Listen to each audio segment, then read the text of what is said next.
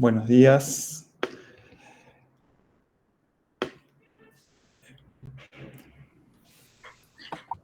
Hola, Fede. Buenos días. ¿Cómo Hola, estás? Mati. ¿Cómo Bien. estás? Ahí está Facundo que va a hacer ahí la presentación de la capacitación y arrancamos. ¿Te parece? Por supuesto. Hola, buen día, ¿cómo están?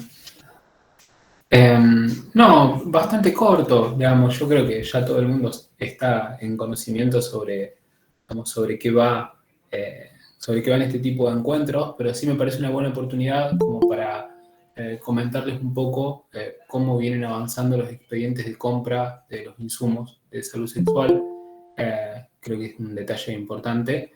Ya por suerte, los tres expedientes iniciados que se unificaron en uno solo, que es la compra de medicación de IBILE, la compra de hormonización y la compra de MAC, de métodos anticonceptivos, ya pasaron por Hacienda y volvieron a regresar al Ministerio de Salud, al Departamento de Compras. Eso quiere decir que estamos próximos, en los próximos días, a que se convoquen a los oferentes, a que se puedan presentar a la licitación. Un poco la celeridad de este tipo de expedientes vía licitación pública tiene que ver con que sale por ley de emergencia sanitaria y con carácter de urgente en función de la necesidad de los insumos que hay. Después, en lo concreto de DIU, y creo que también está bueno que lo sepan, dentro de esta licitación está planteada la compra de 5.000, esperen que les quiero decir el número exacto, un segundo, acá está, 5.375 DIU para un consumo, digamos, estimado de unos 6 meses aproximadamente, que lo sacamos según digamos, la tasa de colocación de DIU mensual que hay en la provincia y un poquito más. Así que esa es la cantidad de DIU concretamente. SIU no está contemplado dentro de esta licitación porque hay stock. Hay casi 2.000 DIU en stock, perdón, SIU en stock, que, nada, bueno, como tiene ciertas particularidades para la colocación, digamos, entonces el consumo es mucho menor. Eso, quedo acá un rato más por si quieren hacer alguna consulta referido a esto, eh, solamente para responder si tienen alguna pregunta.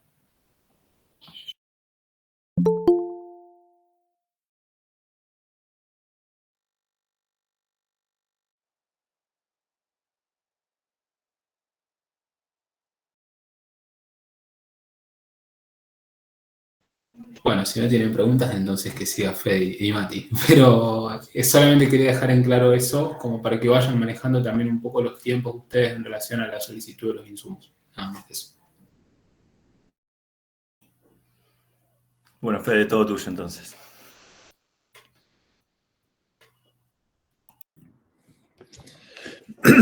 Bueno, buenos días. Gracias por sumarse una vez más. Este es el segundo encuentro virtual dentro de lo que son esta serie de capacitaciones. En el primer encuentro estuvimos trabajando más las generalidades de lo que son los métodos anticonceptivos y abordamos la mayoría o los que más utilizamos frecuentemente y con algunas descripciones breves y algunas cuestiones prácticas. Hoy quiero poder retomar algunos conceptos teóricos y que hacen a la práctica cotidiana y que son preguntas frecuentes que generalmente tienen los equipos en relación a anticoncepción. Para luego sí profundizar en lo que tiene que ver con los métodos intrauterinos, ¿sí? Lo que es el DIU y el SIU particularmente. Vamos a ver algunos videos también que tienen que ver con la práctica y, por supuesto, vamos a tener luego el encuentro presencial en el cual vamos a abordar la parte más práctica con las maquetas, ¿sí? Les recuerdo también, a lo último les voy a recordar la fecha, pero ya está la tercera capacitación virtual que en donde vamos a abordar lo que tiene que ver IBE-ILE y la práctica de AMEU. Si bien vamos a trabajar todos los tratamientos, la práctica de AMEU que después la vamos a hacer también en un encuentro presencial. Pero eso se los recuerdo a lo último. Por las dudas me vuelvo a presentar porque, bueno, puede ser que no todas las personas hayan estado en el primer encuentro. Yo soy Federico Gordón, yo soy médico generalista y de familia y sexólogo clínico. Bueno, actualmente estoy trabajando en este proyecto con la Dirección de Salud Sexual Integral. Y espero, no puedo ver el rostro a todas las personas, pero con la mayoría nos debemos haber visto presencialmente. Bien, ahí están compartiendo la fecha, el 25/9, el tercer encuentro virtual. A lo último se los comparto también. Retomar un poquito el concepto de consejería en salud sexual y reproductiva, si bien lo venimos trabajando fuertemente en lo que son estas capacitaciones, no quería dejar de nombrarlo porque, bueno, son un dispositivo sumamente importante en lo que tiene que ver con salud sexual. Retomar un poquito los conceptos que nos van a guiar en nuestra práctica, en el espacio o en la práctica de consejería, que tiene que ver la perspectiva de derechos, que nos va a orientar y nos va a enmarcar, lo que tiene que ver con un enfoque de géneros y disidencias sexuales. Y, a ver, en este sentido va a haber un montón de presuposiciones que deberíamos dejar de lado, ¿sí? Y esta perspectiva incorporarla porque si solamente a la población, por ejemplo, ¿no? Hablamos de todos los métodos anticonceptivos, dónde pueden conseguirlo, cuáles son los efectos, cuál es la disponibilidad que hay, bueno, nos vamos a quedar cortos en la cuestión del acceso, ¿sí?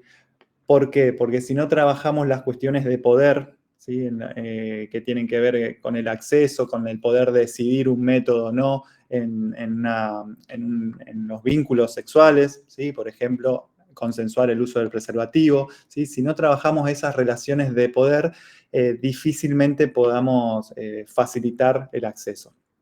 Y por otro lado también, si no tenemos en cuenta el enfoque de disidencias, muy probablemente nos vamos a estar perdiendo de una realidad, ¿sí? De una realidad de las personas que nos consultan, o incluso vamos a estar limitando, ¿sí? Con algún gesto, con alguna palabra, con alguna suposición, capaz que no ofrecemos algún método y estamos dejando pasar una oportunidad importante en lo que tiene que ver con anticoncepción y, bueno, métodos de barreras también, ¿no? Bien, y por otro lado también tener en cuenta el eje de discapacidad, diversidad funcional desde el modelo social, es decir, que el contexto es quien limita a las personas y no tiene que ver con la capacidad propia de la persona, ¿sí? Entonces, en ese sentido, tenemos que aunar esfuerzos para garantizar el acceso a la consejería en salud sexual en relación a los elementos que tenemos, los recursos que disponemos para poder facilitar la información, que ésta sea comprensible, los apoyos necesarios para esas personas, e incluso también pensarlo a nivel macro en relación al acceso a los espacios físicos, ¿sí? A la cartelería que usamos, a los métodos que utilizamos para promocionar los métodos anticonceptivos, ¿sí? Porque puede ser que haya gente que no lea, no vea, que no sé si utilizamos recursos sonoros, que no los escuche, bueno. Entonces tenemos que ampliar la mirada, ¿sí? Y complejizar un poco esto de la accesibilidad, ¿no es cierto? Esto ya lo vimos el encuentro pasado. Fíjense que la consejería en salud sexual es sumamente amplia, ¿sí? Sumamente amplia, y generalmente en las intervenciones, que pueden ser a nivel focalizado en una cuestión particular o, bueno, ante una demanda de la comunidad, podemos intervenir con mucha información, sí, tal vez intervenimos por una situación puntual, pero vamos a brindar folletería, información, horarios de atención, bueno, un montón de otras cosas que hacen también a la consejería. No limitarla y aprovecharla, ¿sí? En cada oportunidad que podemos implementarla. Bueno, estos los tipos de consejería, ya lo vimos el encuentro pasado. Y piénsenlo también como algo más transversal las consejerías, ¿sí? Más allá de que podamos disponer de algún momento en particular, un horario de atención en particular, alguna intervención específica, ya sea en las instituciones de salud o en las instituciones que conforman la red, pensemos que la consejería tiene que atravesar todas nuestras prácticas, ¿sí? Y cualquier consulta o cualquier intervención que hacemos en la comunidad puede ser una oportunidad para bajar información o bajar lo que es la promoción de derechos en salud sexual. Algunas claves para la comunicación y que lo vamos a tener en cuenta ahora cuando veamos lo que es la consejería respecto al DIU y el SIU, pero hay que intentar comunicarnos de manera clara. Retomamos esto de la diversidad funcional y por ahí los apoyos necesarios que se requieran en algunas consultas específicas o en algunas intervenciones específicas. Invitar a hablar hasta donde la persona desee, ¿sí? De su vida sexual, de sus prácticas sexuales, para poder aconsejar del mejor modo posible, adaptándonos a las necesidades específicas de esa persona, teniendo en cuenta que la salud sexual, a ver, porque estamos acostumbrados, siempre digo que en las consultas preguntamos cómo orina la persona, cómo va de cuerpo, si come, si hace deporte, pero no preguntamos sobre las relaciones sexuales que tienen, ¿sí? Incluso no y cuando hablamos o preguntamos sobre estas prácticas, lo hacemos desde una cuestión más biologicista y limitada a esto, ¿no? A la anticoncepción, ¿sí? Y se nos olvida hablar de placer, por ejemplo. Entonces, bueno, les invito a crear un clima cálido y de confianza en el cual las personas puedan expresar sus deseos y sus necesidades en relación a la salud sexual. Tonos empáticos y dar lugar a los silencios. El silencio es algo que nos incomoda demasiado, ¿sí? A quienes trabajamos en salud, a quienes trabajamos en docencia, tenemos que permitir esos silencios, ¿sí?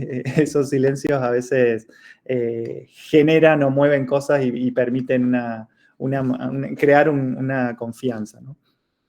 El principio de transparencia activa hace alusión a poder ofrecer directamente algunas cuestiones y no esperar a que se pregunten, ¿sí? La anticoncepción es algo que deberíamos ofrecer y poner a disposición siempre, ¿sí? Por más que la persona no enuncie ninguna inquietud respecto a eso, ¿sí?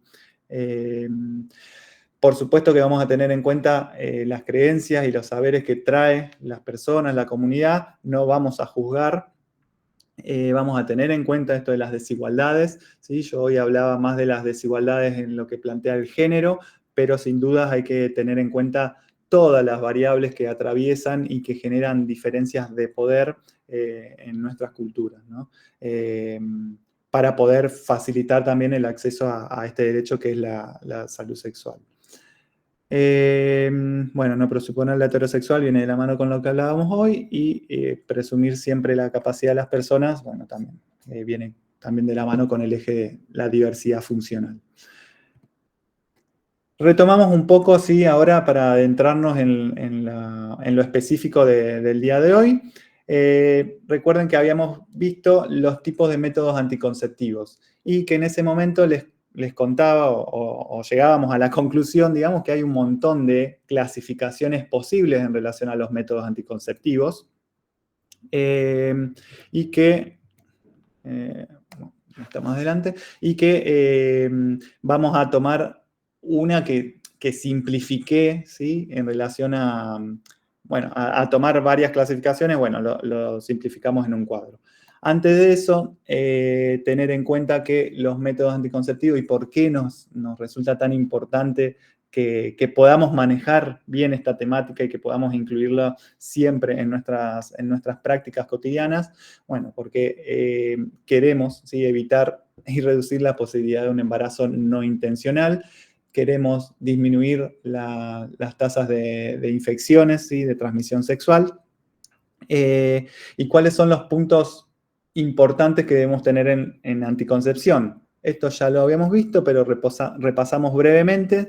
Que tenemos que conocer bien cómo se usan, ¿sí?, cuáles son las ventajas de cada método anticonceptivo y las desventajas, su eficacia y la duración. Al menos estos puntos son los básicos para poder transmitir luego a las personas, a quienes acompañamos.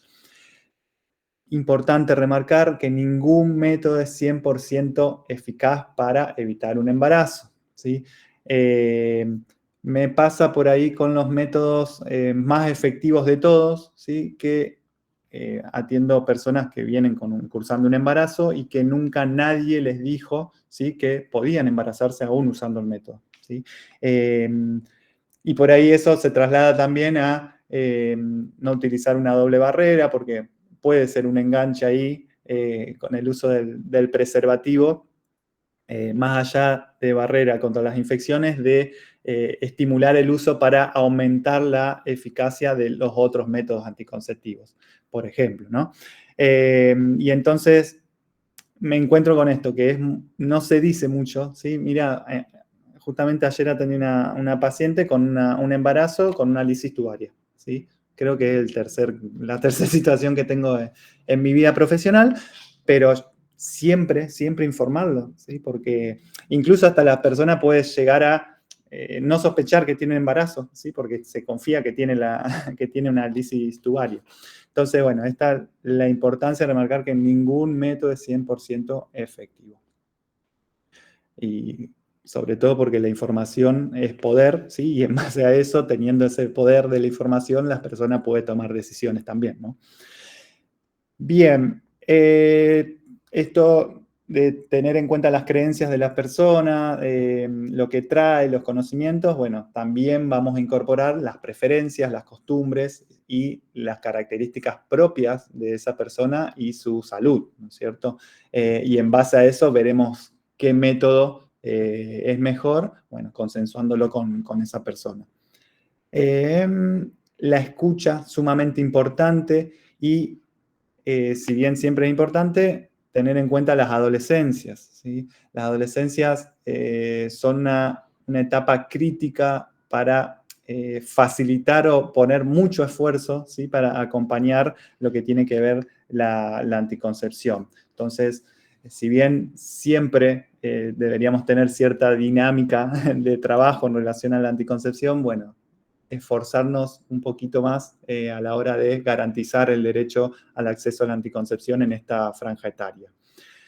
Y bueno, ya hablamos de discapacidad y diversidad funcional. Por ahí hay puntos que los repito mucho porque, bueno, son los más críticos en esta temática, ¿no?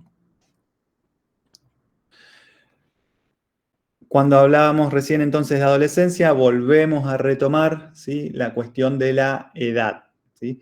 Primero, por un lado, recordar que los métodos anticonceptivos, solamente los que no son reversibles, es decir, los quirúrgicos, vamos a necesitar un consentimiento informado por escrito, ¿sí? Todos los otros métodos se pueden dejar un registro, hacer un consentimiento verbal y consignar que se hizo ese consentimiento en la historia clínica, ¿sí? Pero no vamos a necesitar llenar un papel aparte, ¿estamos?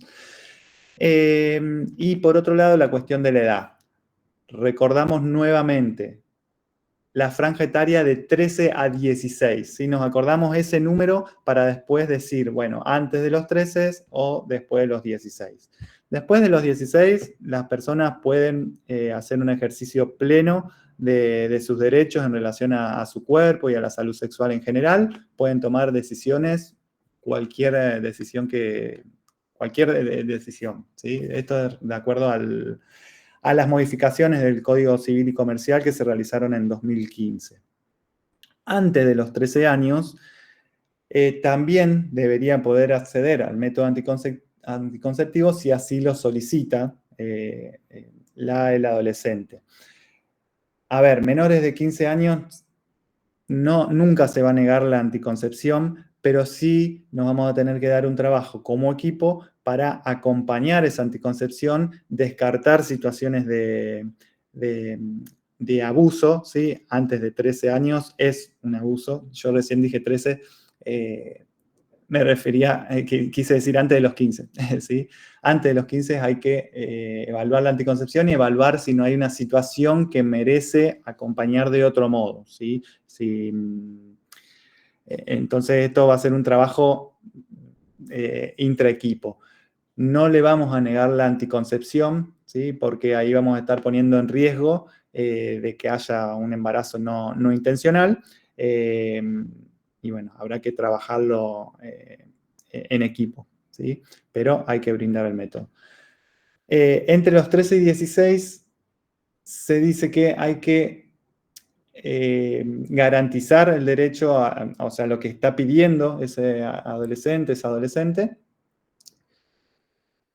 y pueden dar el consentimiento para cualquier práctica que no ponga en riesgo su salud, en riesgo grave, su salud o su vida, ¿sí?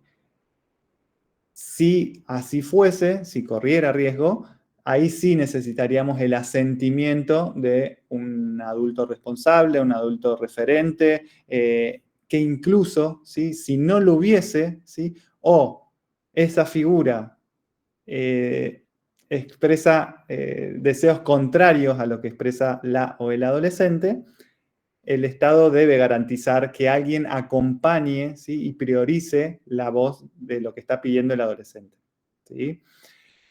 Pero, además, tengamos en cuenta que todas las prácticas anticonceptivas, ¿sí? Incluso la colocación de DIU, y las prácticas, por ejemplo, el acceso a una IVE a esa edad, son prácticas muy seguras y que no ponen en riesgo grave, por lo cual todas estas prácticas no requieren, de hecho, con el simple consentimiento del o de la adolescente, ya estaríamos, ¿sí? No necesita ninguna otra figura. Bueno, y lo de discapacidad, diversidad funcional, ya lo nombramos, pero bueno, es un derecho también esto de la accesibilidad y garantizar todas las posibilidades para el acceso a la anticoncepción. ¿Hay alguna duda en particular o específica respecto a esto de la edad? Me interesa mucho y nos interesa, digamos, como equipo, que quede claro esta cuestión de la edad.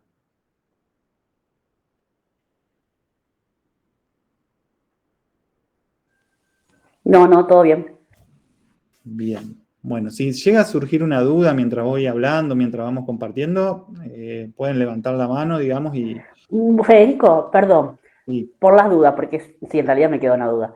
Recién que estabas explicando del menor de 13 años, menor o de la franja de 13 a 16, si corre en riesgos la vida, digamos, de la vida, una forma de decir, el riesgo de su salud porque necesita un método anticonceptivo, la madre, tutor, se niega a que la niña reciba ese método anticonceptivo, sí o sí tienen que, como salud pública, tenemos que tratar de que llegue ese método anticonceptivo con la autorización de otra persona. ¿Entendí mal? Ahora sí.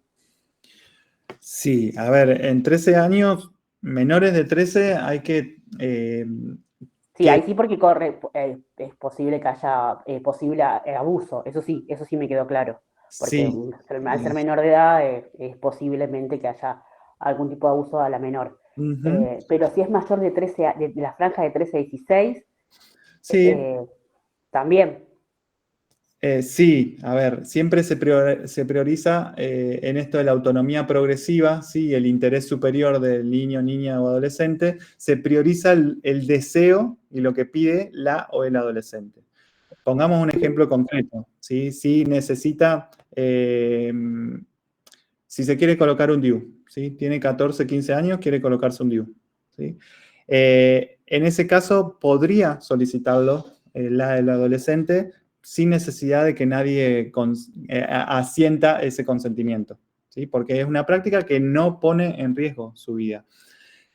Ahora sí, estamos pensando, por ejemplo, en una práctica quirúrgica, ¿sí? Definitiva, se quiere hacer una lisis o una vasectomía, por ejemplo, he tenido situaciones, sobre todo de vasectomía. Obviamente que se le va a brindar toda la información, sí, o sea, que tome la decisión informada o informada.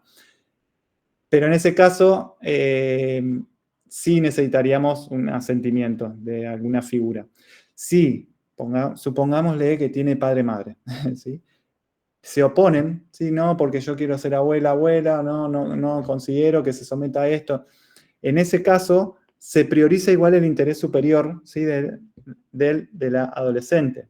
Y en ese caso el Estado tiene que buscar otra figura que acompañe, ¿sí? Que firme el asentimiento, y que puede ser, por ejemplo, el equipo de salud. Ahí venía el tema, ahí está, ahí me quedó más claro. Sí, el Gracias. equipo de salud puede decir, el adolescente está pidiendo esto y es su derecho, y bueno, listo. Y la ley lo avala, ¿sí? Y es un derecho que tiene el adolescente. ¿Sí? Con el método irreversible era. Listo. Eso me quedaba. Claro. Tenía esa duda. Muchas gracias. Sí, ya habría que ver también qué métodos, ¿sí? Porque, a ver, si va a ser una LISI en la cual hay una anestesia, ¿sí? Bueno, ahí aumenta un poquito el riesgo. Bueno, habría que evaluarlo concretamente, bueno, si pone en riesgo grave, ¿sí?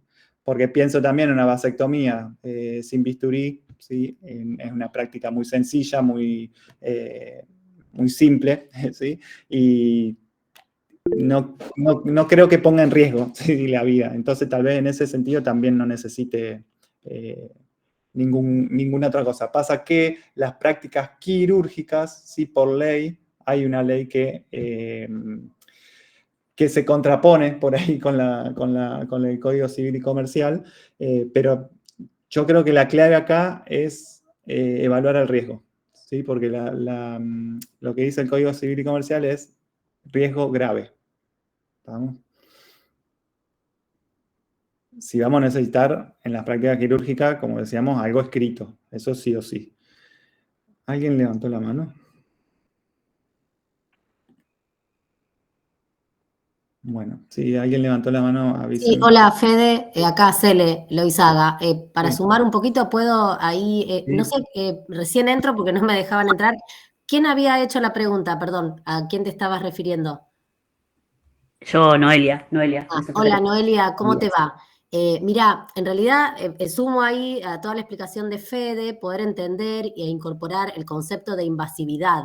Lo que nosotras tenemos que poder entender, digamos, quienes acompañamos estas decisiones, es este concepto, ¿sí? Y la evidencia científica, más allá, digo, de lo que creamos nosotras, nosotres, de lo que nos parece algo riesgoso o no, es ir a la evidencia científica. Hoy día, una ligadura tubaria o una vasectomía no ponen en riesgo en ningún modo la vida, digamos, de quien esté decidiendo esta práctica. Entonces, el concepto de invasividad es lo que tenemos que evaluar como profesionales. No vamos a pasarle a ese adolescente, a esa adolescente que tenga que decidir o entender este concepto, pero quien tenemos que tenerlo claro somos quien acompañamos. Entonces, eso lo explica claramente el Código Civil y Comercial en cuanto a la división, ¿no? de estas edades, porque es lo que tenemos que tener claro al momento de poder garantizar una anticoncepción. Eso es, Noelia, digamos, lo que hay que poder entender. Entonces, si bien son pocos los casos, las situaciones en las que solicitan una ligadura o una vasectomía, sí hay situaciones, digo que el 13 nos pone, ¿no? Ahí incómodas, entre 13 o 12, de estar colocando no un implante, por ejemplo, anticonceptivo, o entre 13 y 10 un DIU. Entonces, bueno, eso es lo que tenemos que poder estar evaluando. No sé si aporté un poco ahí a la pregunta, Noelia. No, sí. Ya se entendió. Muchísimas gracias. Tenía mis ciertas dudas cuando le estaba explicando al principio, pero después cuando volvió a retomar me quedó más claro. Sí, gracias. E incluso retomo algo que decía Cele recién, en relación pensemos también como equipo de salud, ¿sí? A esta edad, ¿qué es más grave? ¿Sí? Que le brindemos un método anticonceptivo seguro, bueno, esto que no, este concepto de invasividad, o que haya un embarazo no intencional a esa edad, ¿sí? está demostrado que el riesgo mayor lo da el embarazo no intencional, ¿sí? Entonces, tenemos un montón de justificaciones, digamos, para poder acompañar desde los equipos de salud esta situación. Creo que hay una mano más levantada. Samantha. Hola, disculpa. Mi pregunta es, por ejemplo, una niña activa sexualmente entre 12 y 13 años. Yo leí la imagen que dice que las personas adolescentes que a partir de los 13 años no necesitan asistir con un acompañante. Pero si esta niña sexualmente activa entre 12 y 13 años quiere ponerse un chip, ¿tiene que ir acompañada de ese adulto mayor? Para que no suceda esto del embarazo no deseado. Bien.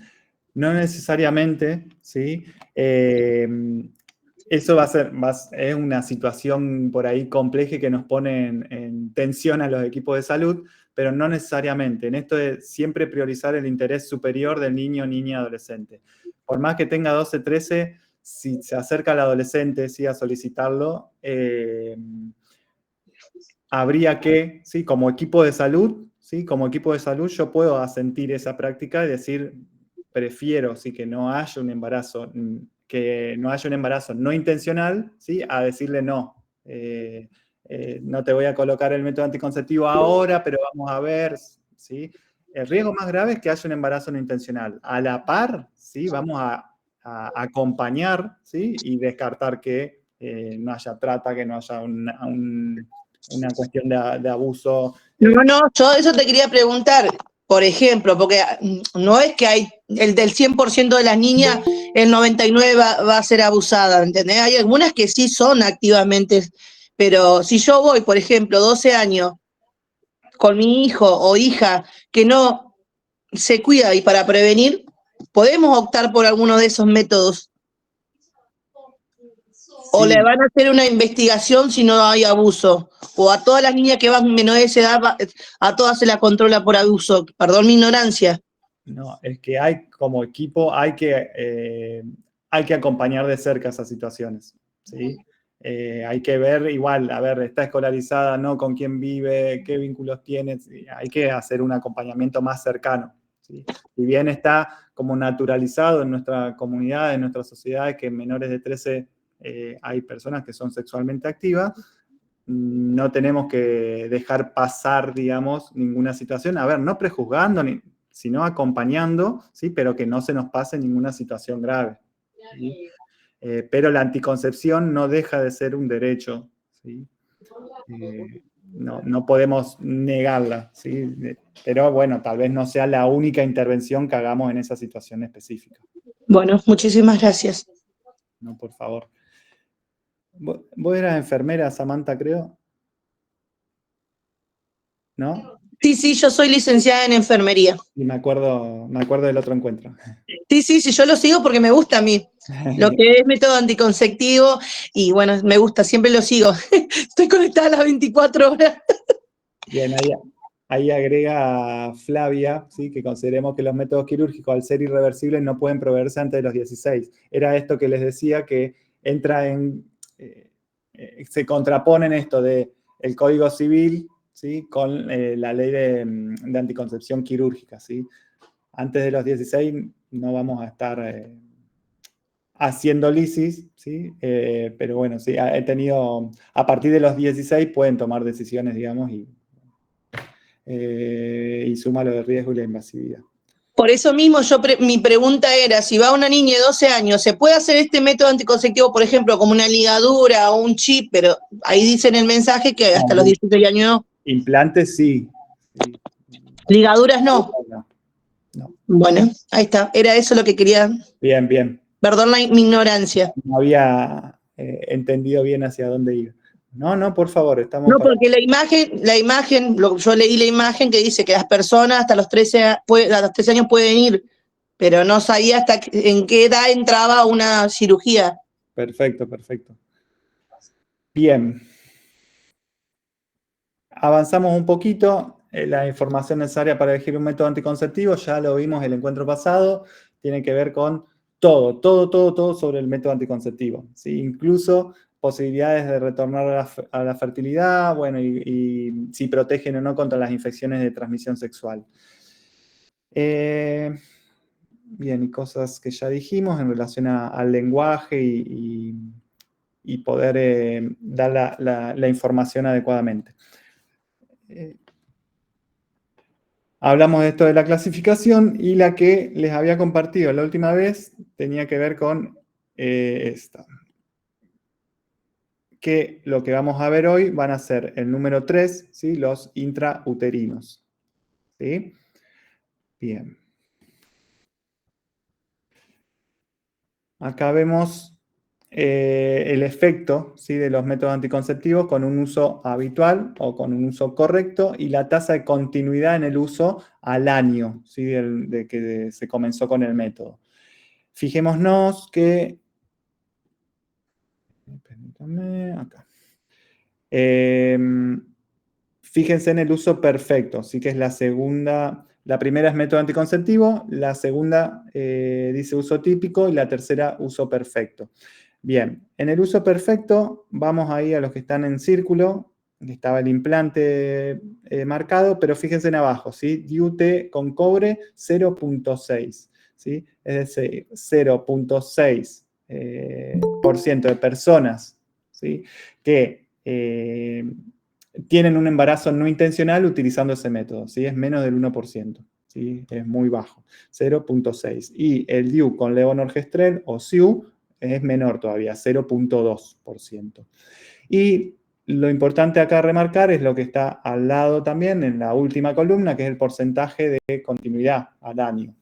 Fíjense que es alto respecto a todos los otros métodos, ¿sí? Por eso es una estrategia de fortalecer la provisión y, bueno, la accesibilidad a los métodos de larga duración, los LARC.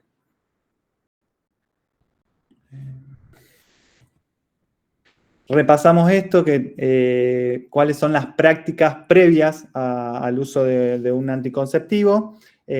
Categoría A es que sí o sí tenemos que hacer esa práctica. Hasta la categoría C, que no tenemos que realizarlo porque está demostrado que no tiene ningún efecto positivo. En ese sentido, vamos a ver las últimas, bueno, la que dice DIU con levonorgestrel y DIU de cobre. Fíjense que lo que sí o sí tenemos que hacer es una consejería, es decir, dar la información. En realidad, esa es la única práctica que es base para todos los métodos anticonceptivos, ¿sí? Estamos obligados a dar toda la información del método anticonceptivo. Lo que se suma en el DIU y en el SIU es que tenemos que hacer un examen ginecológico, ¿sí? Colocar un espéculo, ¿sí? Un tacto, pero eso nada más. Y nada más, eso en lo que es DIU-SIU.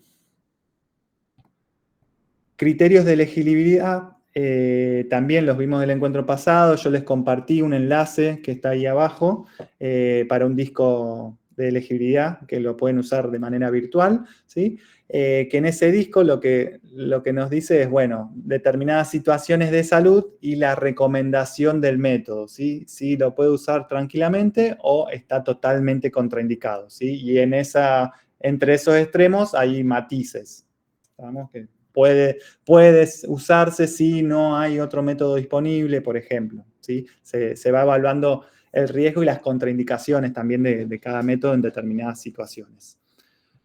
Les marco eso porque ahora vamos a ver en relación al DIU y al SIU cuáles son las que en qué situaciones no se puede utilizar. Lo que decía hoy, ¿no? Los métodos anticonceptivos de larga duración, tenemos que profundizar la estrategia de su ofrecimiento porque permiten prevenir un embarazo durante un periodo prolongado de tiempo, ¿sí? Y no requiere una participación activa de quien usa ese método, ¿sí? Porque el método está colocado y funciona, ¿sí? Incluso requiere pocos controles, pocas consultas, son fácilmente reversibles y tienen una alta efectividad anticonceptiva. Más allá del DIU y el SIU, tenemos el implante, ¿sí? Fíjense, la tasa de falla de los métodos de larga duración son muy, muy bajitas en comparación con los otros métodos. Fíjense que el azul más oscuro es el uso típico, ¿sí? Que es el uso que se suele utilizar, no es el uso perfecto, pero es el uso más frecuente. Fíjense la tasa, cómo varía el condón, ¿sí? La tasa de falla, que es bastante alta, respecto a el uso perfecto. Es decir, hay mucha diferencia entre una columna del condón y la otra, pero fíjense que la del DIU, el SIU y el implante son muy parecidas las tasas. ¿Por qué? Porque no hay intervención de la usuaria o el usuario. ¿Sí? Está colocado y funciona. Bien, métodos intrauterinos. Ya vimos la eficacia, ya vimos que la tasa de continuidad al año es muy alta en estos métodos.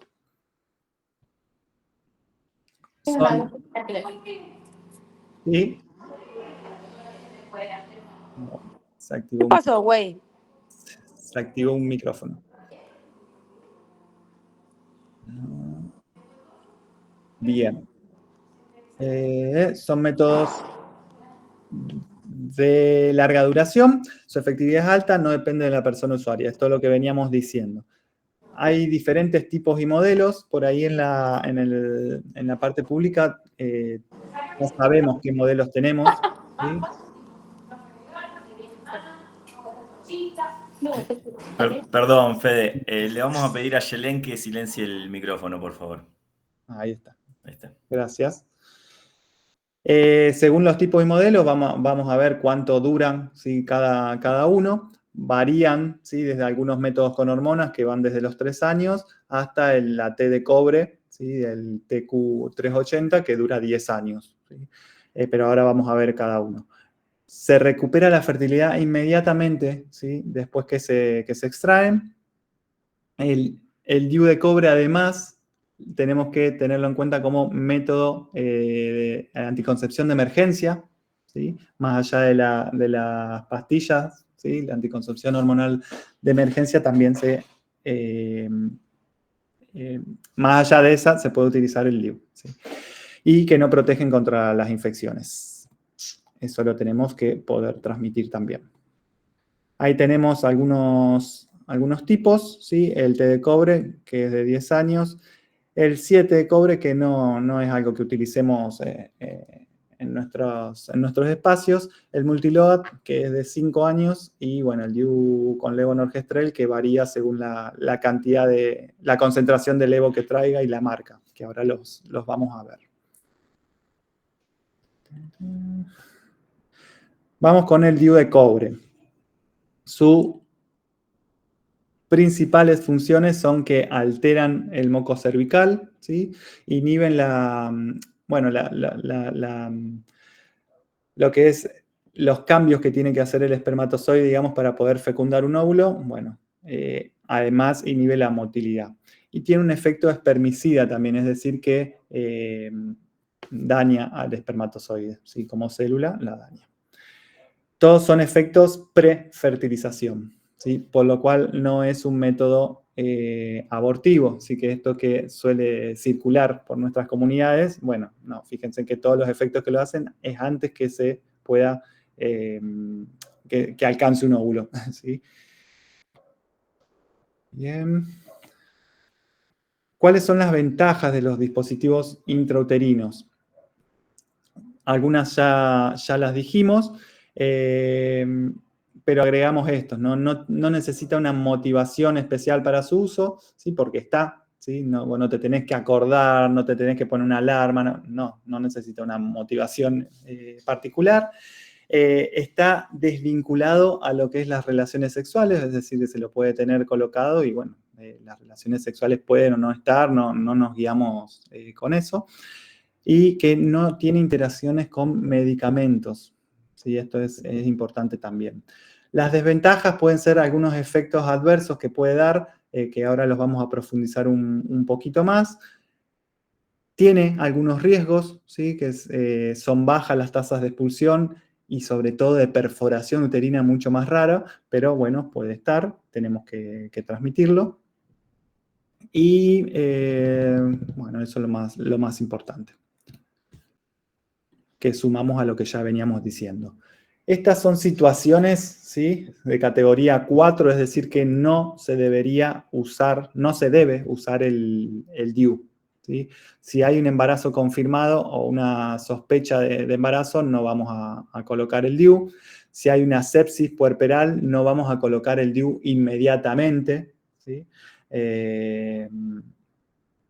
O posaborto séptico, ¿sí? No lo vamos a hacer en ese momento. Primero vamos a tratar lo que es la sepsis y el posaborto. Si hay un cáncer cervical, sobre todo para iniciar con el método, no lo vamos a poder hacer. Si hay alergia al cobre, que es muy rara, pero puede estar.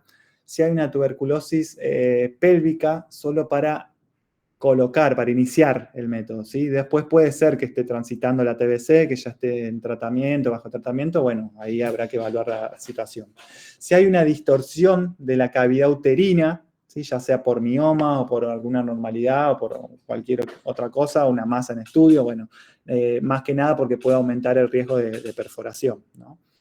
Si hay una enfermedad pelviana inflamatoria aguda, ¿sí?, actual, para colocar el método. Después se podrá tratar, y no está contraindicado, ¿sí? Pero para iniciar, sí, no puede estar con una EPIA en ese momento. Después puede surgir la duda de qué pasa si tiene una EPIA, ¿sí?, y tiene el DIU, ¿sí? Eso se evaluará en cada caso, pero no es necesario retirarlo al DIU. Sí se puede hacer el tratamiento con el DIU colocado. Habrá que ver qué tipo de EPIA sí es la que está cursando, pero en líneas generales. Por eso, por ejemplo, para una cervicitis purulenta, donde hay pus, si vemos que sale pus por el cuello del útero, bueno, no podemos iniciar el DIU. Y bueno, la enfermedad de Wilson, que también es una enfermedad rara, digamos. Pero fíjense que son muy pocas las situaciones en las cuales no podemos colocar o que está contraindicado el DIU. ¿En qué momento lo vamos a colocar?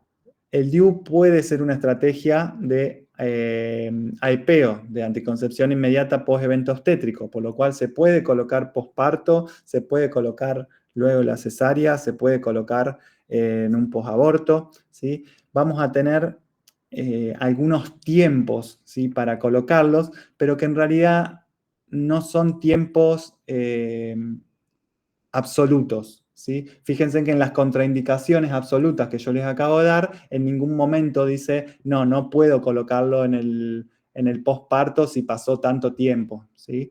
No, esas son sugerencias, ¿sí?, y son categoría 3, es decir, que si no hay otro método disponible, sí tendríamos que evitarlo después de las 48 horas y hasta las 4 o 6 semanas, dependiendo de la situación, si es parto cesárea, pero no es una contraindicación absoluta. Y eso se evaluará en cada situación. Y no se coloca en esos momentos porque está levemente aumentado el riesgo de que descienda, ¿sí? Simplemente por eso. Pero bueno, habrá que ver cada caso. Y por supuesto que sí, en un posaborto, salvo que esté séptico, ¿sí?, ahí no lo vamos a colocar, pero después tenemos hasta 12 días posteriores al evento. Y después, si pasan esos 12 días, y bueno, también evaluaremos si igual, de todas maneras, podemos colocárselo, ¿sí?, porque no es una contraindicación absoluta el tiempo. Durante la menstruación, si lo colocamos durante los primeros 5 días del ciclo, es interesante colocarlo en ese momento, pero a veces es muy difícil concretar que justo la persona pueda acceder al turno y a la colocación durante esos primeros 5 días. Por lo cual, ¿es lo ideal? Sí, está bueno que lo consigamos, pero no va a ser una determinante para colocarlo o no, ¿sí? Porque me ha pasado en algunos lugares escuchar, no, volvé cuando estés menstruando, ¿sí? Y en ese volvé cuando estás menstruando puede haber un embarazo no intencional, ¿sí? Y desaprovechamos una oportunidad importante para colocar un método anticonceptivo. Y también se puede colocar durante el resto del ciclo menstrual en cualquier momento si sabemos sí o sí que no hay posibilidad de embarazo y que la persona no está embarazada. ¿Estamos? Y después cuando viene con algún otro método, nada, si estaba utilizando el método correctamente, se puede colocar, ¿sí? Y ya cuando se coloca ya estamos, no necesita ningún respaldo, ¿sí? Ningún método de respaldo porque venía con un método bien, ¿sí? Colocamos el DIU, listo, ya ahora empieza a estar protegida por el DIU, no necesita ningún método de respaldo. Bien. Dijimos que lo podemos utilizar como anticoncepción de emergencia, ¿sí? Dentro de, igual que la anticoncepción hormonal, ¿sí? Dentro de los 5 días posteriores a la práctica que no se utilizó protección. Recordemos que a medida que van pasando las horas, ¿sí? La efectividad de método de emergencia disminuye, ¿sí? Pero hasta el 5.º día tiene efecto de emergencia. Y se puede incluso hasta tomar la anticoncepción hormonal de emergencia y además colocarse el DIU, ¿sí? Se puede hacer tranquilamente. Esos son algunos de los síntomas que debemos informar, ¿sí? Que puede dar menstruaciones un poquito más dolorosas, que puede haber dolores o molestias intermenstruales, el sangrado menstrual se puede volver un poquito más intenso y un poquito más doloroso, y también puede haber incluso sangrado intermenstrual. Generalmente, tanto el sangrado como el dolor, está bueno decirle que pueden manejarlo con ibuprofeno, incluso ibuprofeno reglado cuando viene la menstruación. Y si con eso aún persisten las molestias, bueno, tendrá que hacer una consulta. Siempre cuando hablamos de anticoncepción, pensar que si bien tenemos conocimientos generales, y bueno, después tendremos que buscar la comodidad del usuario o usuaria, ¿sí? Y eso va a ser parte de la evaluación y el acompañamiento que podamos hacer. Y también decirles que no es que vamos a colocar un método que dura 10 años, ¿sí? Como la T de cobre, y que listo, dura 10 años y no se la vamos a sacar, porque también ha pasado en algunos equipos que dicen, no, con lo que sale, bueno, pero siempre es el derecho de la persona y la comodidad de la persona, ¿sí? Nuestra responsabilidad es acompañar todo ese proceso.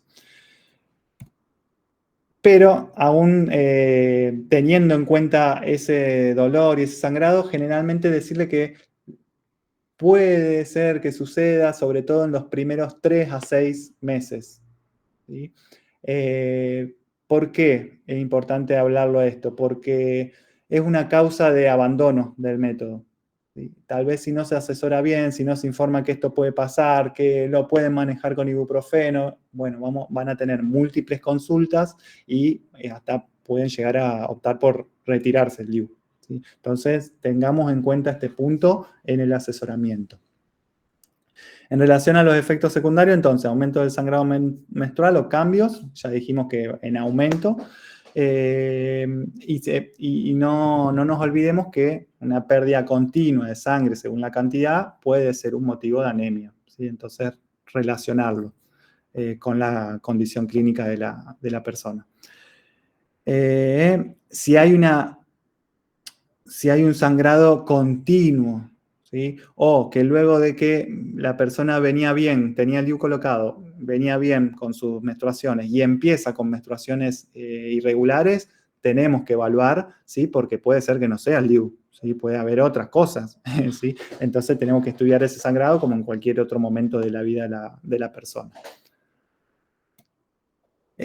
Otro de los efectos, la expulsión, ¿sí?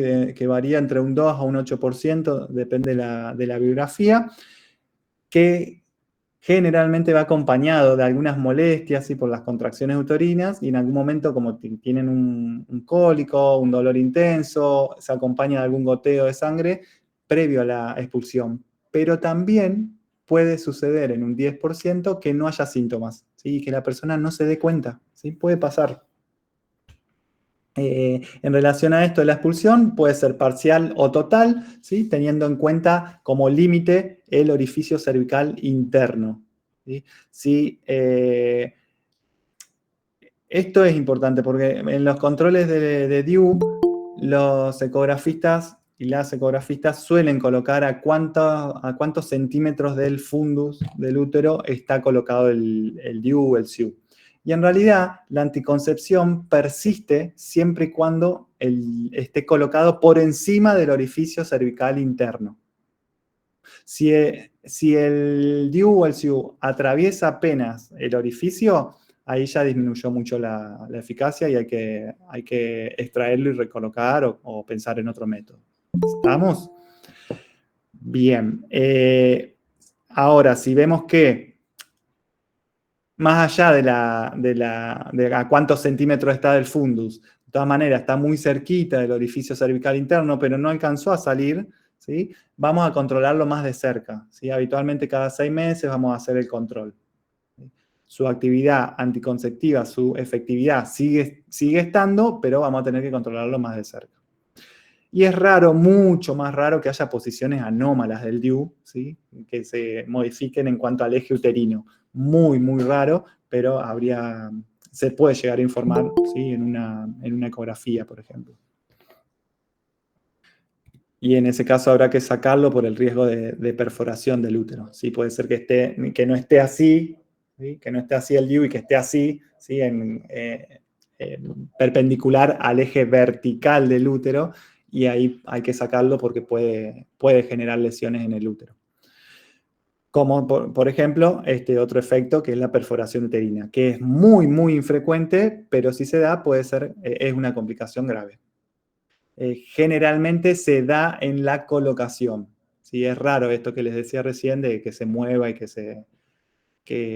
esté diferente al eje del útero. Lo más frecuente es durante la colocación. Bien, ¿qué se hace, digamos, en cada caso? La verdad que es una complicación muy, muy rara que espero que no le suceda. Nunca me ha sucedido, nunca he tenido situaciones cercanas, al menos que haya escuchado. Puede pasar, sobre todo si no tenemos la técnica y la habilidad para una buena colocación. Pero generalmente hay que sacar el DIU en estas situaciones, ¿sí?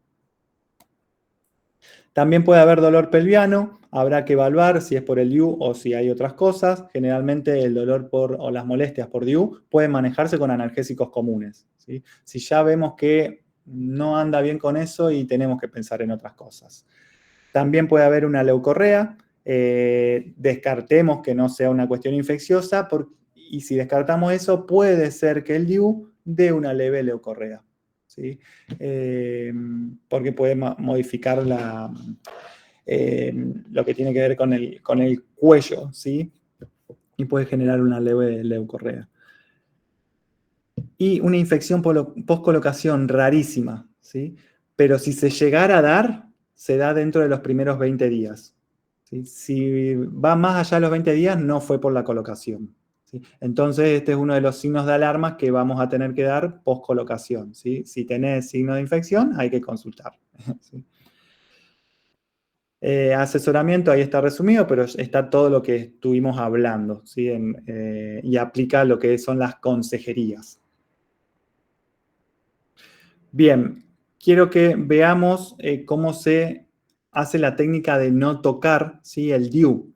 Porque el DIU de cobre, ¿sí? La T, hay que introducir la parte superior de la T, ¿sí? Adentro del émbolo. Entonces, a ver, ¿lo podemos hacer con las manos? Sí, pero no con las manos así, se tendría que hacer con guantes estériles. Pero la técnica indicada para no manipular el DIU, que va a ir adentro del útero a una cavidad estéril, ¿sí? Para que no llevemos ningún germen, se puede hacer con el mismo paquete, abriendo el paquete, y se hace de esta forma.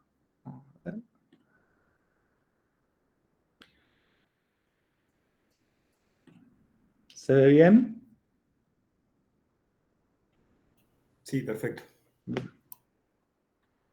Fíjense que ese es el DIU. Ahora va a proceder a abrir el paquete, que lo podemos abrir hasta donde está lo azul, ¿sí? Fíjense que lo abrió ahí. Coloca el émbolo y lo lleva hasta la base del DIU. Hace tope con el DIU. Y ahí agarra los brazos y los introduce. La verdad que, bueno, en el video lo hace muy fácil. A veces se complica, pero es una cuestión de práctica nomás. Bueno, y ahí ya lo pueden medir Ahí dice que no se abre por completo, ¿sí? Solamente hasta la mitad. Bueno, y ahí quedó colocado. Ahí quedó listo para ser insertado. Bien. Esa es la técnica. Y ahora vamos a ver la colocación.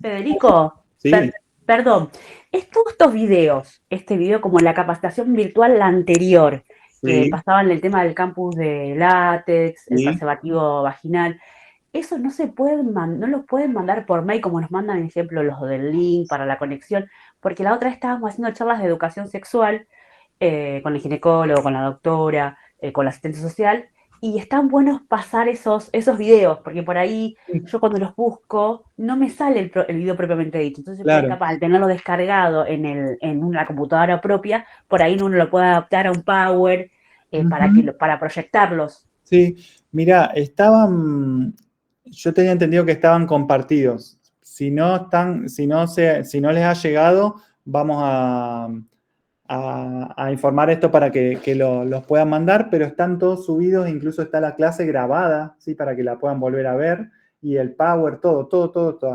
Yo a ver, pero bueno, eso Ah, perdón, listo, lo entonces, y reforzamos después para que después se lo coordino con envíen. las chicas. Listo, Sí, capaz que lo debe llegar capaz en el correo del SAMCO propiamente, debe ser.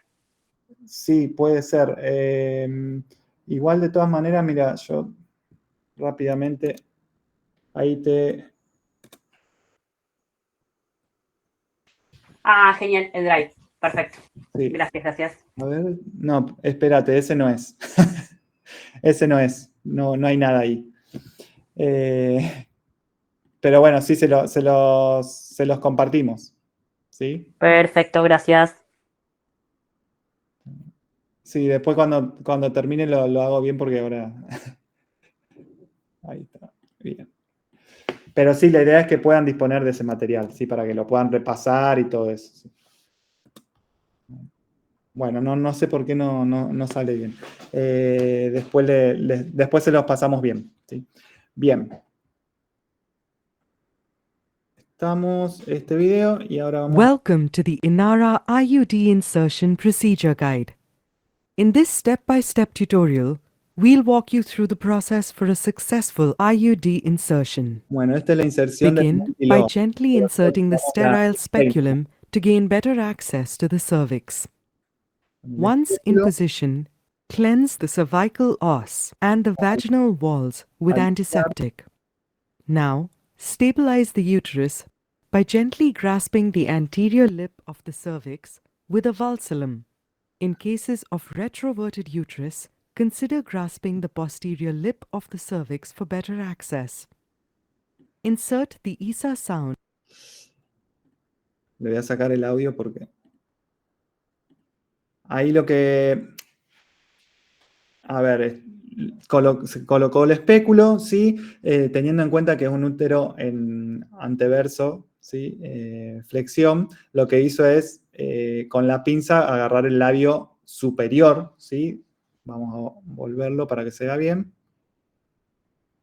Acá. Ahí. Con la pinza, ¿sí? Se agarra el labio superior, ¿sí? Y se tracciona, ¿sí? Con la pincerina hacia quien está colocando, lo hace hacia el cuerpo, hacia quien está colocando, ¿sí? No hacia él o la paciente, sino hacia uno mismo. Y eso lo que hace es rectificar lo que es el canal uterino, ¿sí? Para que podamos introducir después, previa medición del útero.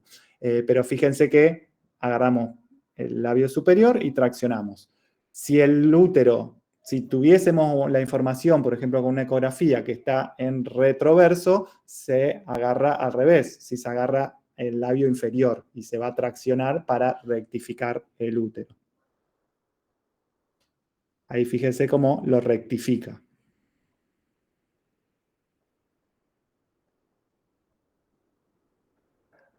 Ahí se coloca el histerómetro para medir, ¿sí? Fíjense que hace tope hasta el final. y se coloreó, ¿sí? Porque generalmente se colorea con sangre o con líquidos y ahí queda una marca, que a veces se ve a trasluz, ¿sí? Porque a veces no se ve tan bien. Pero si lo ven contra la luz, van a ver la parte que está húmeda del histerómetro y cuántos centímetros. Los centímetros que nos marque el histerómetro, vamos a marcarlos en el DIU que vamos a colocar, para que no vayamos más allá del límite que nos impone la parauterina, ¿no? Este es el multiload. Yo abrí muchos videos, creo que no puse el de cómo colocar la T, ¿sí? Pero es similar la técnica al que vamos a ver de colocación de SIU. Pero de todas maneras se lo voy a colocar para el final. Para cuando compartamos el Power. Fíjense que ahí está colocando, está atravesando el cuellito del útero. Y va a tener el tope. El azul, lo que está en azul es el tope, que es la medida que ya habíamos tomado con el histerómetro. Sabemos que hasta ahí nomás podemos introducir, porque fíjense que ahí llega hasta el tope, el multiload. Está tocando el fondo del útero, ¿sí? Coincide con la marca azul en el otro extremo. Una vez que está ingresado, retiramos y va a quedar el DIU colocado. Y el próximo paso va a ser recortar los hilos del DIU, que los descortamos a 2 o 3 centímetros. Esos centímetros a nivel que lo dejan, les recomiendo que se lo escriban, ¿sí? Generalmente le damos un cartoncito a la persona que esté colocado ahí cuántos centímetros cortaron, porque eso va a ser el parámetro de que quien lo controle la próxima vez, si no son ustedes, tenga esa referencia y pueda identificar si descendió o no el DIU o se fue hacia adentro, ¿sí? Porque capaz que puede pasar también. Así que bueno, les recomiendo que lo anoten, más allá de anotarlo en la historia clínica, que lo anoten también en lo que le den a la paciente. Bien. Estamos con esto. Bueno, vamos a el SIU. De todas maneras, no se preocupen, esto lo vamos a profundizar, lo vamos a ver en la parte práctica, lo vamos a retomar, ¿sí?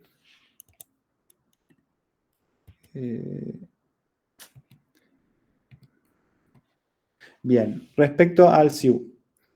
El SIU, más allá de ser un dispositivo intrauterino, recuerden que también se clasifica dentro de los métodos hormonales, ¿sí? Y dentro de los hormonales, los de solo progestágeno. Fíjense que está ahí en el grupo de anticonceptivos hormonales de solo progestágenos, ¿sí? El DIU con levonorgestrel. El DIU con levonorgestrel también tiene forma de T y lo que va a hacer va a liberar en forma constante la hormona, lo que es el levonorgestrel. Por eso se llama SIU, ¿sí? Sistema intrauterino liberador de levonorgestrel. Su principal acción, ¿sí? Es alterar el moco cervical y altera lo que es también el endometrio, ¿sí? Hace que no crezca el endometrio, ¿sí? Por eso también uno de sus principales efectos va a ser que va a sangrar menos la persona, ¿sí? En las menstruaciones, o incluso no va a sangrar. ¿Por qué? Porque no prolifera el endometrio, no se pone más grueso el endometrio, entonces no hay nada que perder después como sangrado. Y este es el principal efecto. Si bien tiene una actividad mínima inhibitoria sobre los ovarios también, ¿sí? Pero la principal función es esto del moco cervical y el endometrio. Brinda protección de 3 a 5 años dependiendo del modelo, que el modelo va a depender también cuánto levonorgestrel va liberando. Y está especialmente indicado para las personas que tienen menstruaciones muy dolorosas, muy abundantes. Pero en realidad se puede usar en cualquier persona. Y los cambios que dan en el sangrado no son para nada perjudiciales, y eso hay que aclararlo, porque a veces las personas piensan que si no sangran se le almacena en el cuerpo, que eso le va a traer un problema, que se les va a subir a la cabeza. No lo digo despectivamente, sino que son cosas que circulan, y está bueno poder decirlo en la consulta, ¿sí? Para desactivar esas creencias. Bueno, y que no protege sobre infecciones, ¿no? Ahí tenemos los 3 tipos que existen, ¿sí? pero el que disponemos y el que está en la canasta de anticonceptivos es el último, ¿sí? El que tiene 52 miligramos de levonorgestrel, que tiene una duración de 5 años. Y esa aclaración se las hago también porque si nosotros lo utilizamos como anticonceptivo, ¿sí? En personas mayores de 45 años, su uso se puede extender hasta 7 años, ¿sí? Es decir, que puede durar un poquito más, ¿sí? Es un dato por ahí muy, muy específico, pero me parecía que estaba bueno que lo conozcan. Si no, en la población general dura hasta 5 años. Ahí están las funciones que recién hablábamos. ¿Cuáles son los beneficios que no tienen que ver con la anticoncepción en sí? ¿Sí? Tiene un menor riesgo de embarazo ectópico, ¿sí? Menor riesgo en relación a lo que es el DIU de cobre. Disminuye mucho el sangrado menstrual, disminuye mucho el riesgo de anemia entonces, porque si no hay sangrado, ¿sí? o mayor sangrado, al haber menos sangrado hay menos posibilidad de que desarrolle una anemia la persona. Reduce los dolores menstruales. También este cambio que produce en el moco cervical disminuye las posibilidades de tener una infección pelviana. Y también previene la hiperplasia endometrial con un menor riesgo de cáncer y es un tratamiento alternativo para las personas con endometriosis. ¿En qué situaciones estaría totalmente contraindicado este método?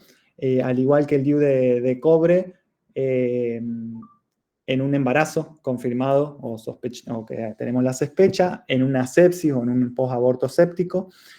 Si tenemos una hemorragia genital que no sabemos la causa, ¿sí? Primero tenemos que identificar la causa para poder avanzar con este método. Bueno, enfermedad trofoblástica, los diferentes tipos de cáncer, tanto cervical como del endometrio. También aquellas situaciones que alteren la cavidad uterina, como miomas o cualquier otra, una masa o una anormalidad anatómica. También una enfermedad pelviana inflamatoria para iniciar ese método, o una cervicitis tampoco, la TBC pélvica tampoco, ya lo vimos esto con el DIU de cobre, y cáncer de mama actual, esto sí por la hormona, ¿sí? Este se le suma el cáncer de mama. Son poquitas también las situaciones, ¿sí? No son muy frecuentes la mayoría. Fíjense que en la práctica habitual, ¿sí? Lo van a poder colocar, ¿sí? Son raras estas situaciones.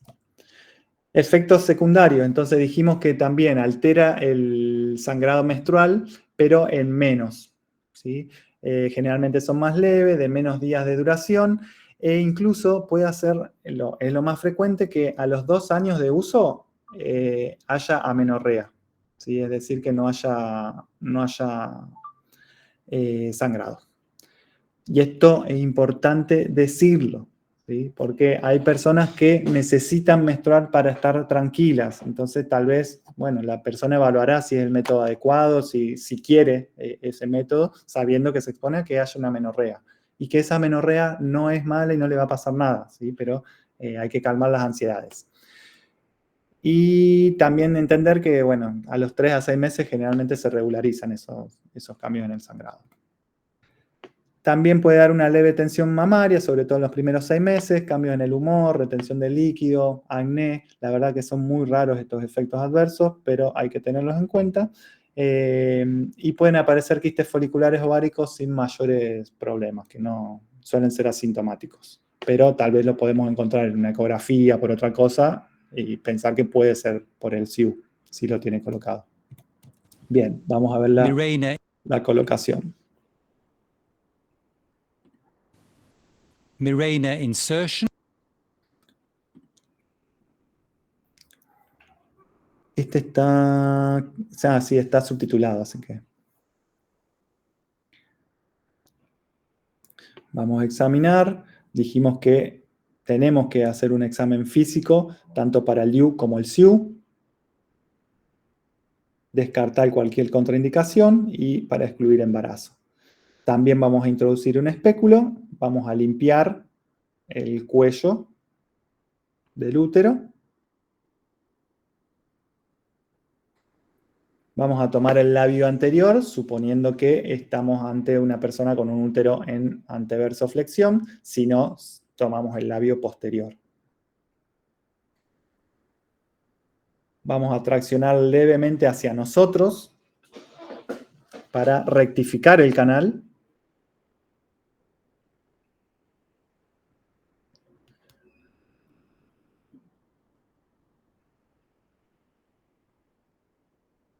Y ahí introdujo el histerómetro, toca el fondo del útero y ahí le marcó, por ejemplo, 7 centímetros.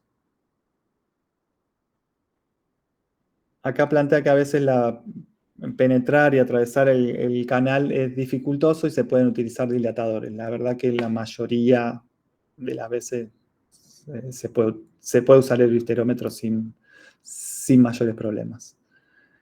Ahí tenemos el SIU, que ya viene en esa posición, pero lo que vamos a hacer ahora, fíjense que tiene el tubo y va a mostrar los hilitos.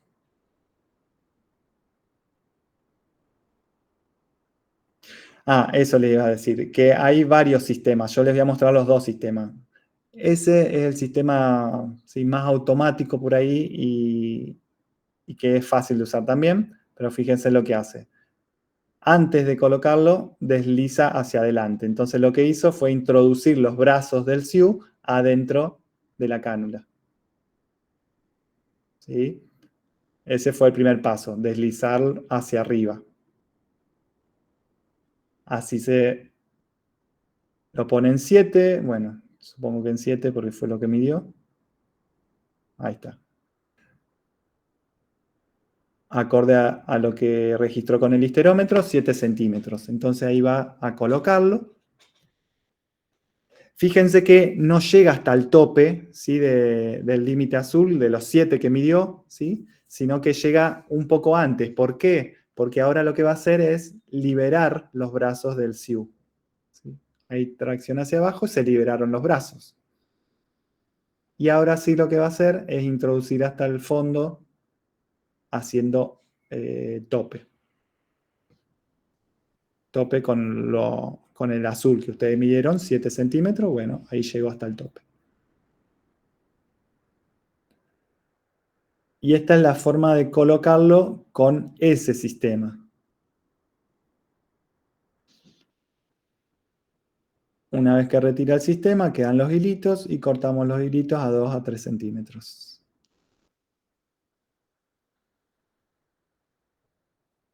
Perfecto, quedó el SIU. Bueno, ese es con ese sistema.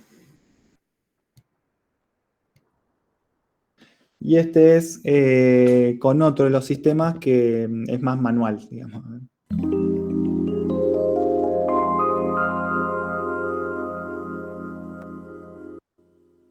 Acá.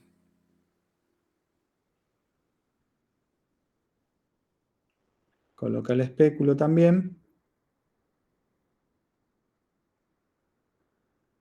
Limpia el cuello.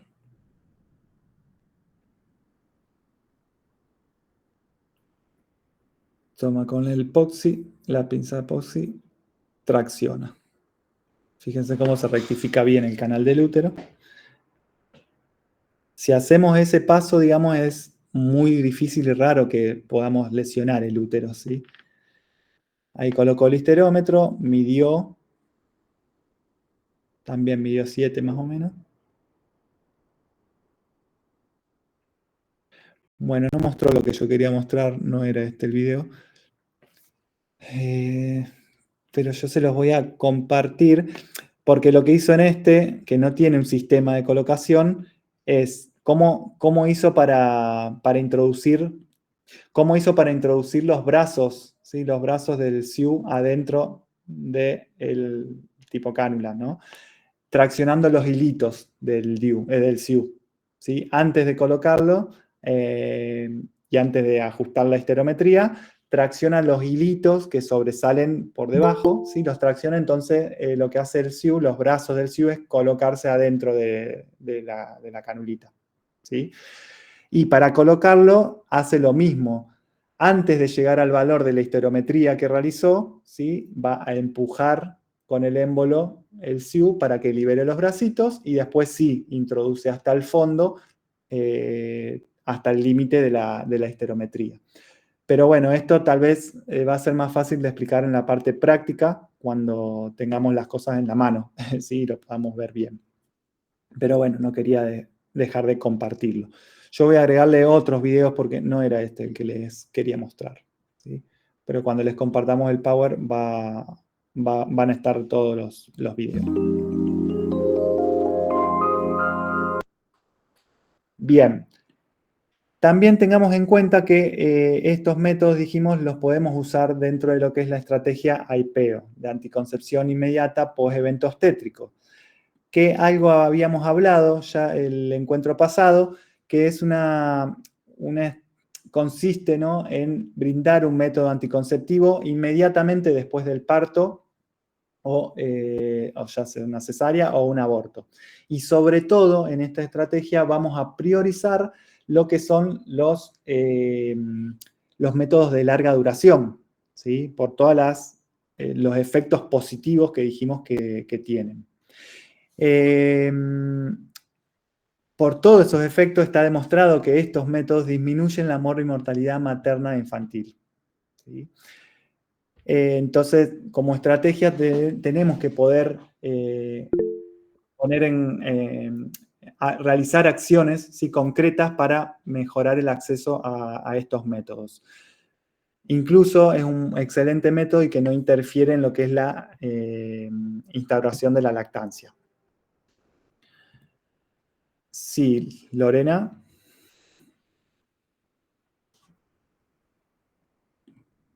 Lorena, ¿levantaste la mano? Bueno.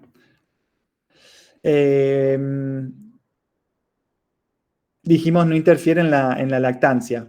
Si bien la lactancia puede ser un método anticonceptivo por sí mismo, recordemos que tiene que tener ciertas características. La lactancia materna exclusiva durante los primeros 6 meses, que no haya retornado la menstruación, ¿sí? Pero más allá de eso tenemos que pensar la anticoncepción en este periodo, ¿sí?, que es el puerperio.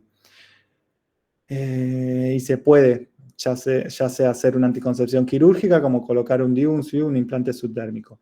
Es muy importante aprovechar las oportunidades en esta etapa de la vida reproductiva para garantizar el acceso a métodos anticonceptivos. Está demostrado que facilitar esa accesibilidad también tiene una correlación en la permanencia en el uso del método, ¿sí?, en la continuidad del uso del método al año, por lo cual es un momento muy importante.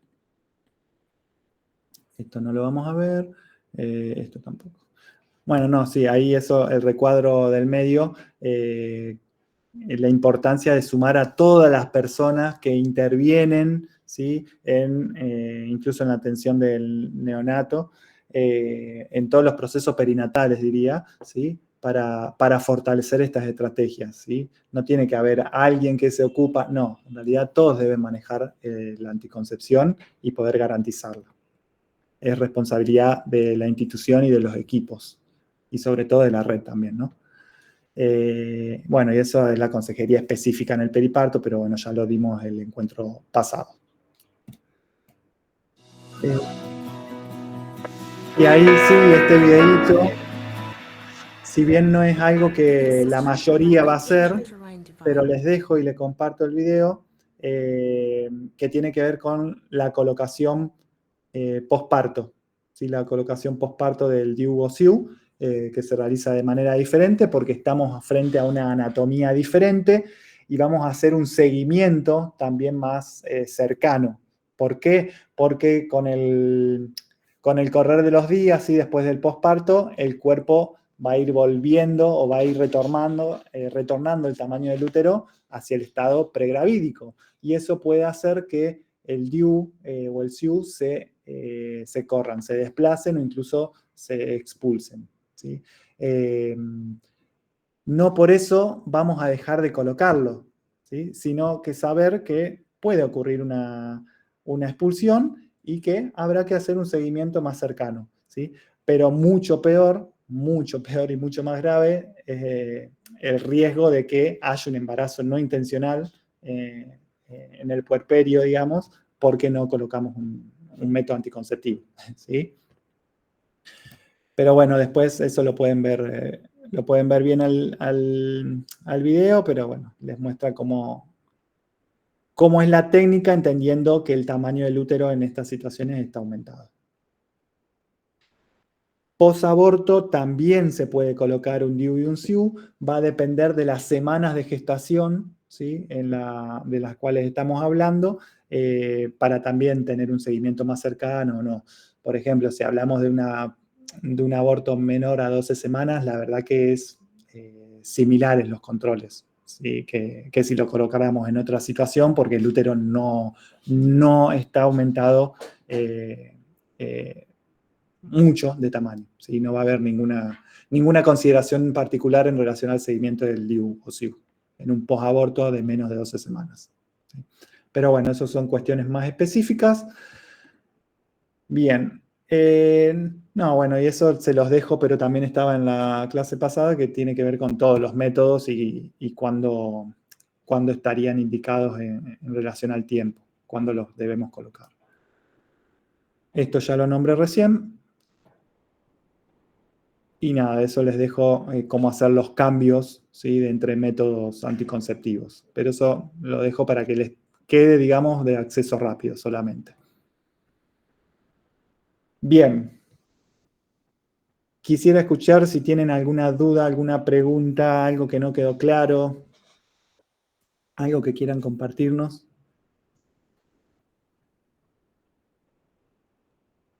Hola Fede, ¿cómo va? Hola María Angélica, ¿cómo estás? ¿Cómo va? Acá andamos. No, yo para compartir algunas cositas nomás que me parece que por ahí para la práctica, digamos, diaria, está bueno tenerlas en cuenta. Creo que me parece fundamental poder esto de preguntarle a la paciente si necesita ver menstruación para sentirse tranquila, para poder elegir, digamos, el método anticonceptivo. ¿Cuál de estos dos dispositivos es el mejor para la usuaria? Eso por un lado. La otra cosa, también tener en cuenta que el dispositivo de cobre no hay una intervención en el eje hormonal, tampoco en el SIU, digamos. Entonces, ¿qué pasa? La mujer va a sentir todos los síntomas, digamos, del ciclo normal, que muchas veces eso es por el cual la paciente o la usuaria viene y elige el método, ¿no? Porque no quiere estar, digamos, libres de hormonas. Entonces es importante tener en cuenta que va a sentir la ovulación, que va a ver el moco de ovulación. Entonces eso está bueno, digamos, como para tenerlo como referencia. Muchas veces vienen eligiendo el método, sobre todo el DIU de cobre, por el tema esto de que, bueno, que no hay una interferencia, digamos, en el eje hormonal. Y la otra cosa que quería decirles era también el tema, digamos, del por qué se elige, digamos, habitualmente el periodo de la menstruación. Más allá de que nosotros sabemos que no hay, digamos, embarazo, es importante tener en cuenta que el cuello del útero está abierto. Entonces es mucho más fácil la colocación, no es tan dolorosa. Lo que sí también, el otro momento fisiológico que es muy apto para colocarlo es en el momento de la ovulación. El cuello en ovulación está fisiológicamente abierto. Esto es bueno también saberlo, ¿por qué? Porque generalmente las mujeres que son nulíparas, que no han tenido partos, o pacientes que han tenido cesáreas, si ustedes ven, la mayoría tienen el cuellito, digamos, el loce muy chiquitito y muy cerrado.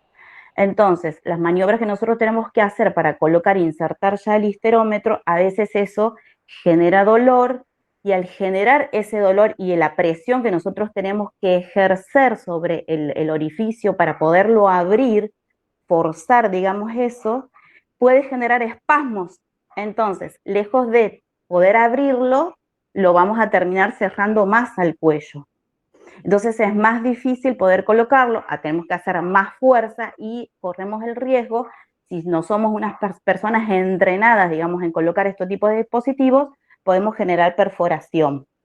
Entonces eso está bueno tenerlo en cuenta. Muchas veces, a veces podemos indicar algún tipo de antiespasmódico antes para evitar justamente cierre, digamos, que se genera por la misma presión que nosotros hacemos sobre el cuello. Me pareció como esos tips, digamos, como para dar. Si bien es cierto, nosotros podemos colocar, digamos, en cualquier momento el dispositivo, pero está bueno tener en cuenta que en esos 2 momentos es donde mayor apertura tengo del cuello en forma fisiológica, y eso me va a generar menor dolor, menor esfuerzo para colocar el dispositivo, porque tenemos que tener en cuenta también que esto que vos decías, utilizar dilatadores, eso habitualmente en los centros de salud no hay. No tenemos a la disponibilidad, digamos, dilatadores para abrir el cuello en ese momento. Eso quería como aportar nada más. Buenísimo, buenísimo, María Angélica. Sí, sí, y también incluso en algunas guías y en situaciones dificultosas o que, bueno, ya sabemos que la persona tiene baja tolerancia al dolor, se podría colocar lidocaína, ¿sí? También, pero eso también suma un poquito más de complejidad a la práctica, pero a veces es necesario. Tendríamos que valorar en cada situación y también entendiendo los recursos que tenemos disponibles, ¿no es cierto? Y algo sumamente interesante que trajiste también esto de las situaciones en donde las personas son nulíparas o nuligestas. Digamos, se puede colocar el DIU o el SIU, si suele ser una duda que dicen, no, porque yo no tuve embarazo, me dijeron que yo no puedo. No. No importa la edad, no importa la cantidad de gestas, bueno, habrá que ver esto, la dificultad puede ser, como decía Angélica, puede ser un poquito más complicado, ¿sí? Porque por la disposición o cómo está el cuellito del útero, que es un poquito más cerrado, pero habría que evaluar, ¿sí? Eso no impide la colocación del método. Tal vez en esas situaciones particulares sí se tiene que hacer una articulación entre niveles, ¿sí? Y no que la respuesta sea, no, mirá, no te lo coloco porque no vas a sufrir, acá no tenemos bujía, no tenemos lidocaína. Tal vez podemos articular con el segundo nivel y programar esa colocación, digamos. Pienso, ¿no? Gracias, Angélica. Sí, ¿quién levantó la mano? Yo, Fede. Sí. Quería sumar, Angélica, gracias por tus palabras. La verdad que yo también venía pensando decir un poco esto de que venimos teniendo, ¿no? Personas que desean ver su menstruación. No me parece menor, digamos, quienes tenemos útero y quienes tenemos una relación con nuestra menstruación también, ponerla acá porque es algo relativamente nuevo, lo digo entre comillas, ¿no? Quizás quienes venimos hace mucho tiempo haciendo estas prácticas es una consulta nueva y que me parece que también la estoy poniendo en el primer momento de la consejería. Y acá donde pongo, ¿no? La consejería es sumamente importante porque en la cuestión del dolor sabemos que es una construcción subjetiva también. Me viene sucediendo que con quienes tengo más tiempo de poder trabajar la colocación del DIU y trabajamos sobre los mitos y demás, realmente vienen de otra manera.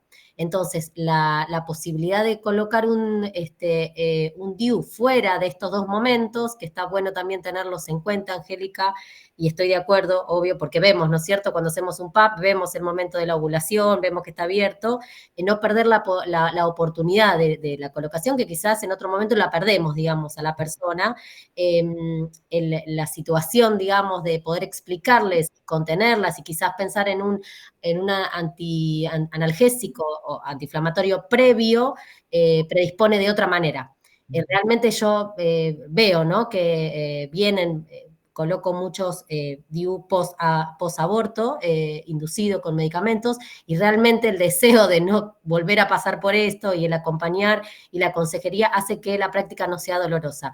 Y otra, para sumar, obviamente no tenemos bujías, quienes estamos en consultorio en APS, yo he utilizado en varias oportunidades misoprostol para dilatar en personas que no podían o no querían usar métodos hormonales y que la única solución era el DIU y que no había podido, ¿no? A veces sucede, ni en ovulación ni en menstruación colocar el DIU, utilicé 3 o 4 veces y me funcionó. Entonces, bueno, obviamente la colocación la hice yo en cuello y con una dosis muy bajita, cortando en 4 un misoprostol de 200, disolviéndolo, una cuarta parte, bueno, les paso ahí tips de cosas prácticas que sí tenemos en los centros de salud, porque es cierto que también que derivar a un segundo nivel es todo un trastorno para la persona. Muchas veces no la perdemos La persona no saca el turno, no va, y ya, digamos, viene luego con un embarazo no intencional. Así que eso quería aportar. Gracias, Angélica. Bien, gracias. Sí, también me quedo pensando en mi práctica particular de que es algo que tengo incorporado y que se suele tener incorporado esto porque el DIU es algo que por ahí los preconceptos, ¿sí?, que circulan frente al DIU son muy frecuentes. Y debe ser el método anticonceptivo con más cuestiones negativas que tienen que no, que lo tiene alguien y tuvo un embarazo y nació con el DIU en la mano. Esa noticia, que no me acuerdo, salió hace poco tiempo, es la única que circula, ¿sí? La gente se quedó con eso, ¿sí? Bueno, puede haber un embarazo y nacen con el DIU o nacen con el DIU en la cabeza. Bueno, son cosas que hay que traer para poder discutir en el espacio de consejería y poder compartir y construir un nuevo saber entre bueno, lo que se circula, ¿no?, ahí en ese espacio. Pero trabajar con esto, con lo que trae la persona, digamos, para poder dar información y trabajar con los mitos, con lo que trae, ¿no? Y también pensar positivamente, si conoce a alguien que tenga DIU, cómo le ha ido, y esto se desactiva fácil cuando dicen, no, pero yo conozco a alguien con DIU que quedó embarazada. Sí, bueno, sí, yo también, pero conozco muchísima más gente con pastillas, muchísima más gente utilizando preservativos. Bueno, ¿no? Esto de fortalecer el concepto de la efectividad que tienen estos métodos. Hola, Fede. Sí, también me pareció importante tener en cuenta, digamos, Fede, no sé quién es la otra, supongo que es doctora la que habló antes, no tenía acá el registro porque estoy del celular.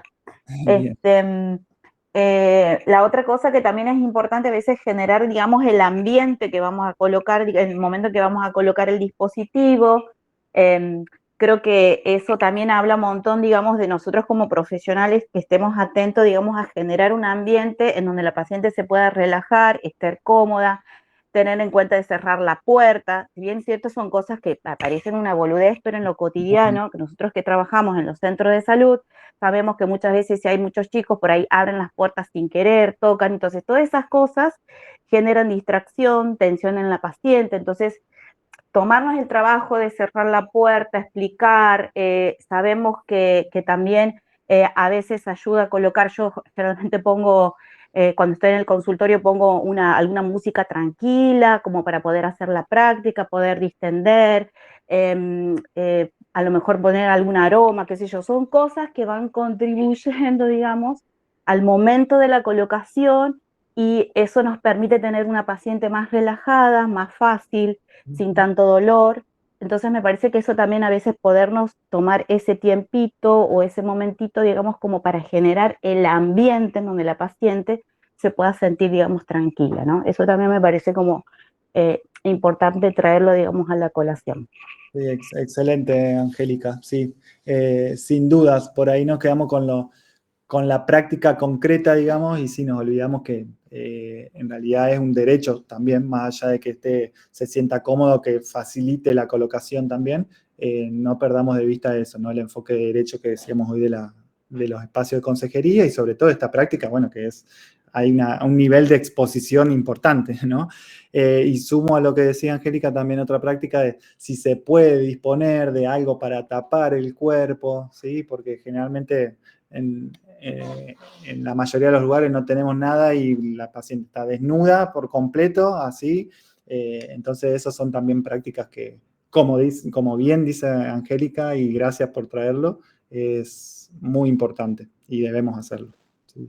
En esto, hola, ¿qué tal? Yo soy Ivonne. En esto de las prácticas de cuidado dentro del consultorio también me parece fundamental poder estar aportando en aquellos hospitales o centros de salud que son escuelas donde hay residentes, también poder estar conversándolo con la usuaria de que va a haber más gente en el consultorio, porque por ahí eso se da por hecho por una cuestión de práctica o técnica o aprendiz, y poder estar charlándolo con la persona y también ser muy cuidadoso a la hora de los comentarios, de la charla que se tiene, porque en esto, como dicen, por ahí genera mucho pudor, vergüenza, incomodidades, entonces me parece fundamental también que seamos muy cuidadosos y cuidadosas a la hora de poder estar formando profesionales.